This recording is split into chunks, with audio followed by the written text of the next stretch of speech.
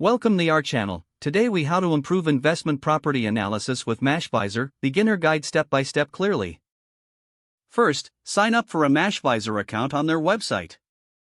After logging in, familiarize yourself with the dashboard. Explore the various tools available, including the property search feature. Start by entering your target location in the search bar. Select the type of property you are interested in, residential, multifamily, or commercial. Once the results appear, filter them based on your investment criteria. Consider factors like price, rental income, and property type. Click on a specific property to view its detailed analysis page. Here, you can see key metrics like cash flow, ROI, and cap rate.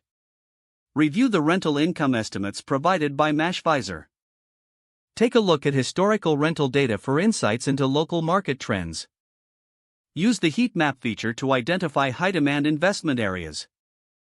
Adjust filters to visualize properties located in your preferred neighborhoods. Analyze the neighborhood statistics presented on the page. These stats include walk score, crime rate, and school ratings. Next, utilize the property comparison tool for better decision-making. Select multiple properties to compare their investment metrics side by side. This will help you determine which property aligns best with your goals.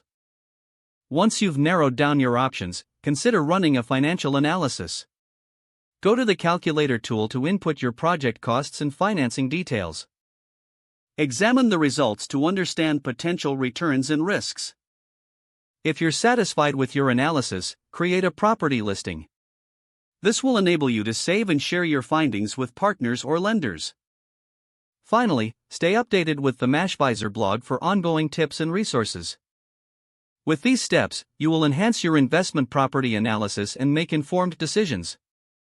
If the page does not load, refresh the browser or try again in a private or incognito window. Make sure you are using the correct email address, then retype it carefully to avoid small typos. If your password is not accepted, use the reset option and create a new strong password you can remember.